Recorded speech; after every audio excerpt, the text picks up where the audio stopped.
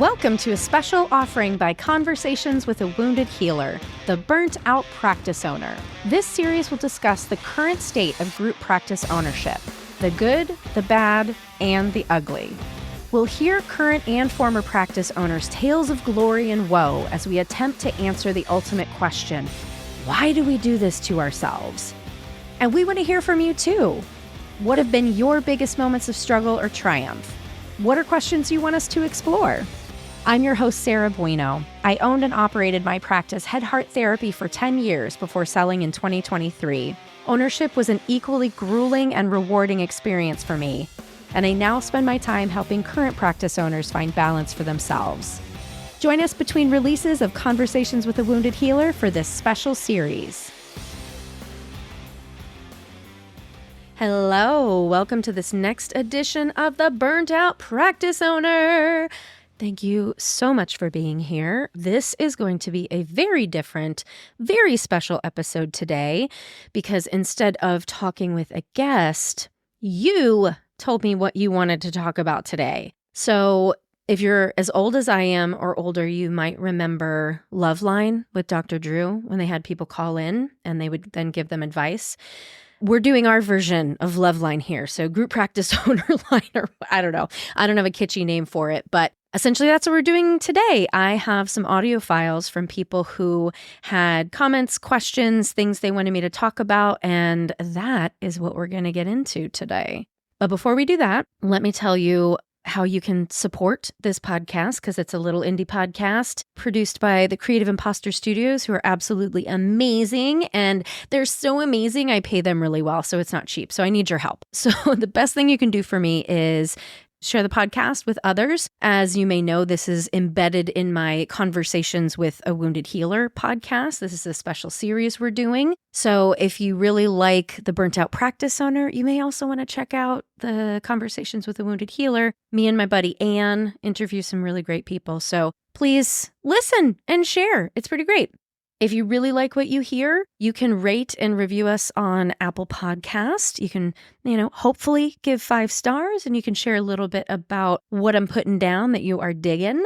And because I do want to hear from you, I don't just want to hear from the people who have called in for today, but I want to hear from you too. Reach out to me, send me your questions, comments, thoughts, anything you want to talk about at sarah@headheartbiztherapy.com. Or you can find me on Instagram at headheartbiztherapy. And last thing you could do to help me is hire me. I am a business consultant for practice owners. I think I'm doing some decent work. People have been telling me that, so I keep coming back for it. And if you're a practice owner and you're finding that you need help, I'm here. So let me know if you need me. All right, that's our intro. Let's get into our first question. Starting and running a practice, sort of regardless of size, is really hard. And I think, for newer practice owners or for people who are thinking about getting into practice ownership, something to remember is there is constant decision making and there's a lot of uncertainty, and that can feel really overwhelming. And at the same time, this mantra that we really live by, Rome wasn't built in a day, really rings true in allowing for patience and slowing everything down and knowing that real sort of solid work will take time and progress will take time and it will still get built. All right, so that one was really less of a question and more of a comment, but I absolutely loved it. It was from my buddy Chrissy from Wildflower Center for Emotional Health. And all I have to say about what she said is yes, yes, yes. Practice owners that I know tend to have really big dreams when they start, right? I'm sure if you're listening, you are relating. And I say this with love, we don't have a lot of realistic ideas what ownership is going to be like. Not because we're dum-dums, but just because we don't know what we don't know, right? So as Chrissy said, practice ownership is really constant decision-making without always knowing what the right thing is to do. And often sometimes, just like in clinical work, there are more than one right things to do. And oftentimes I see us, myself included, measuring success based on what we envisioned for the practice. But when we were doing the envisioning, we didn't know how challenging it was going to be. So, of course, these two things are not going to necessarily line up exactly. So, if you relate to any of this, listen to Chrissy's advice and slow down, right? If we take the time to put one foot in front of the other and learn from our mistakes along the way, my practice became more than I thought it could be. I've seen other people talk about their practices are more than they can be. You're going to hear Bianca talk next week about this. And as she said, Rome wasn't built in a day. This doesn't happen overnight. And if you are committed to being a practice owner, patience and self-compassion are key. So my curiosity for you as I share this is, what comes up for you when I invite a little patience, a little slowing down, right? I'm even slowing down my words to sort of illustrate my point here. And from a lot of practice owners I talk to, this is not the permission that they give themselves. And trust me, I get it. I was in the same boat. People told me the same shit and I didn't listen, and it drove me to near suicide. It did drive me to suicidal ideation, right? And I don't say that flippantly. I say that in all truth, because at the end of the day, I realized I was the one putting myself in these positions. It wasn't anybody else. We feel like we can be in these impossible binds sometimes, but when we are the boss, they can be traps of our own making. Again, I say this with love, and I say this from a place of been there, done that. And I just don't want other people to hurt themselves the way I hurt myself. So if you can, listen to Chrissy's advice, slow down, little patience, little self-compassion goes a long way. Hey there, therapist. How you doing? If you're like a lot of people out there, maybe you need a little bit more support than usual. Well, I've got you covered. I'm currently running 2 groups that I plan to run again in the fall of 2024. So add your name to the wait list to be notified as soon as info is available. First is the Burnt Out Practice Owner Support Group for group therapy practice owners. We'll focus on the emotional component of business ownership while building trust and connection with other practice owners. We'll explore topics such as boundary setting, feeling underappreciated, overwork, and find ways to reconnect with our agency. And you'll also have the support of other practice owners when challenges arise within your business. Next is the Authentic Leaders Group. It's here to help you become the authentic and wholehearted leader you aspire to be. Join me on an 8-month journey of self-discovery and leadership mastery, where you'll enhance your leadership skills and forge meaningful connections with fellow therapists who are committed to their own growth and the betterment of the therapy field. For the Burnt Out Practice Owner waitlist, go to www.headheartbiztherapy.com/burnt-out. Make sure you've got the T and BURNTOUT. And next is the Authentic Leaders Group waitlist at www.headheartbiztherapy.com/authentic-leaders-group. Hope to see you soon. Hi there. I am a fellow practice owner. Love your podcast. Thanks so much for creating it. I'm wondering if you could address the issue that we're seeing right now, especially in the really divisive, difficult world of racism, Islamophobia, anti-Semitism, etc. Seems like a lot of clinicians are creating more, it's almost like divisive or polarizing places in some of our groups that are meant to be anti-racist and meant to be inclusive. It seems like there's even more hatred and divisiveness and othering going on amongst certain groups. And I'm wondering if you'd be willing to maybe talk about this. I am really struggling with this as a practice owner, and also I know that my team members are also struggling with this. It's in the field in general. Thanks so much. Ooh, boy. Okay, everybody. Let's take a collective deep breath before I get into this one, because it's a doozy. So here we go. Air out. Air in. Exhale. Okay. Here's my take. A little controversial, but there's no one right way to be anti-racist. Even though it seems that is the expectation in the world today, that there is a right way and a wrong way to do it. I was told once that there's no right way to do it, but there are wrong ways. But there is no one correct way.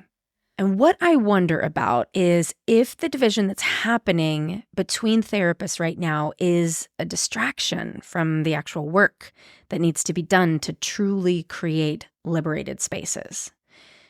If instead of fighting each other, could we agree that our common goal is what unites us, right? I personally am trying to listen to and follow leaders who aren't telling me what to do to prove that I have some sort of specific allegiance to the cause, but leaders who are inviting me to look within myself and be honest about what is stirring in me. When I think about all the atrocities in the world, the genocide, the injustice, it makes me fucking sad.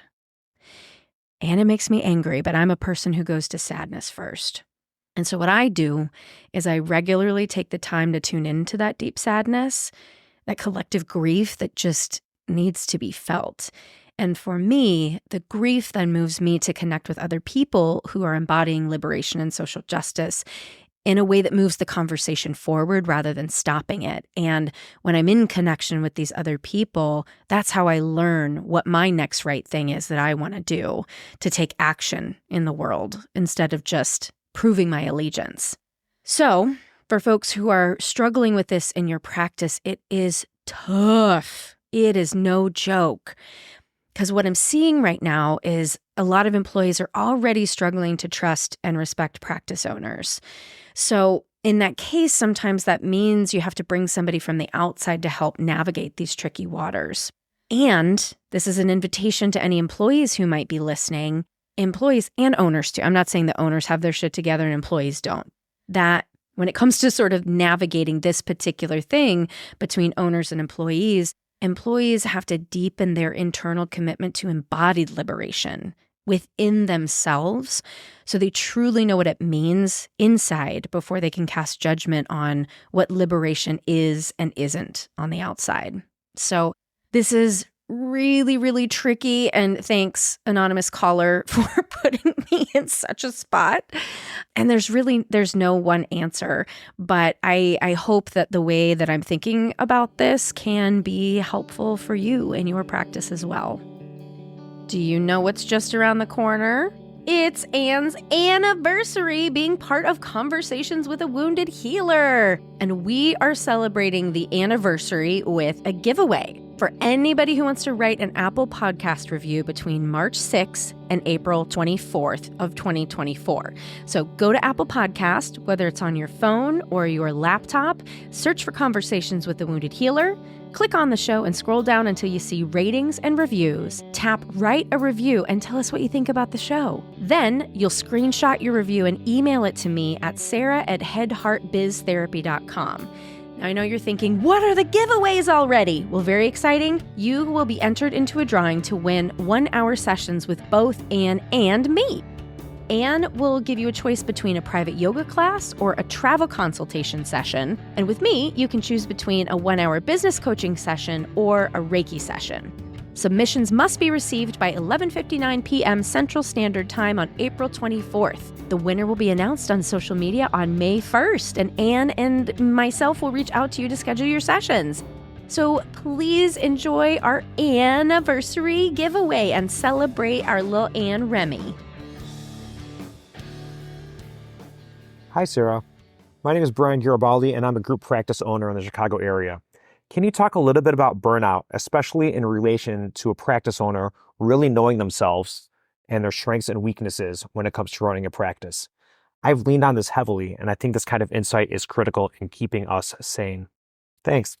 Oh, dear Brian, I thank you so much for your question and your thoughts on this. So I have lots of very specific thoughts and feelings on this topic myself as somebody who has experienced burnout. I don't know how many times. A lot of people I'm working with right now, I'll talk to you from that perspective. Folks that I have worked with in the recent past or currently have admitted to codependent or people-pleasing tendencies that seem to impact the way that they show up as a practice owner. And obviously, right, like we work with this stuff with our clients, but it's not always easy to see it in ourselves as practice owners. So If we're showing up this way as a boss and we're worried about people liking us, it's certainly going to be a lot harder to tolerate the real shit that happens when you manage people, right?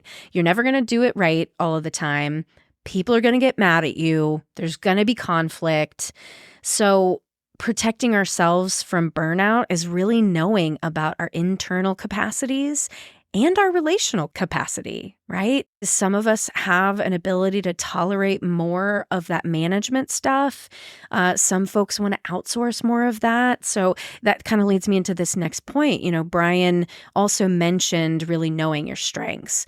And I really, really agree with him on this. I've seen practice owners who are trying to be the manager, the accountant, the marketer, the supervisor, and so on and so on and so on. And unless your practice is on the small side, it's nearly impossible to do all of those things and do them well, right? Like we weren't trained to be accountants.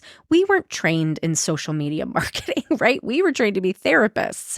So we're definitely good supervisors for the most part, but also management is a different skill that we haven't necessarily learned in school. So it can be incredibly freeing when you finally realize that you can hire somebody to do the things that you don't want to do. And then you can focus on the things that bring you more joy. So my question for you is there still something in your business that you're holding on to that you really don't want to do? And what would it be like to consider letting that go? If there's one other thing, I'm going to call y'all out right now. We're going to get really real. If there's one thing I noticed about therapists, well, two. I'll tell you two. Two true truths. One, therapists are a fearful people. I don't know why, but we are scared of everything, it seems like. And the thing that we are scared about really often is spending money. I've noticed that a lot of people will try to do a lot of these things themselves because they're afraid. They're either afraid they're not going to have the money or they feel like they don't have the money in the practice. And so they have to do it themselves as a cost-saving measure. Honestly, at what cost, right? Like literal cost savings can cost you your own mental health. And I experienced that myself. I have seen that happen with other practice owners. And honestly, could be one of the quickest ways to burn out is if you're trying to do it all. So again, I'll ask you the question, what would it be like to consider letting some of these things go? And before I leave you here today, just notice what happened in your body, right? When I invited you to potentially let these things go. We become practice owners because we have these beautiful ideas that we want to see come to fruition. And we feel like if we don't hold on to them with it, do you hear me hanging on the cliff? I'm hanging on the cliff. We feel like we don't hang on, that it's all going to fall away. It's all going to just go away, fall apart, right? It's not true. I actually realized my business was able to function a lot better when I was able to hold it a bit more loosely instead of measuring myself against these like absolutely impossible standards, measuring the success of the practice based on some unrealistic ideal that I held for myself at one point in time before I knew what I was doing. And it led me to burnout. So again, this may be helpful. It may not be. Take what you like and leave the rest. But I really want to hear what you thought of this call-in format. I'm really excited to be able to speak to some of the things that I know are really important for you to hear about. So tell me more. Truth be told, I bugged my friends to ask these questions. So I want to hear from people I don't even know. So email me, Sarah@headheartbiztherapy.com, or send me a message on Instagram @headheartbiztherapy. I want to know what you think, want to know what you're worrying about, want to know how I can support you. So thanks for coming. Thanks for listening to this special Burnt Out Practice Owner series. If you want more information about today's guest, go to our website at www.headheartbiztherapy.com/podcast. Thanks to the Creative Imposter Studios for editing, and I'm your host, Sarah Bueno. Until next time, bye-bye.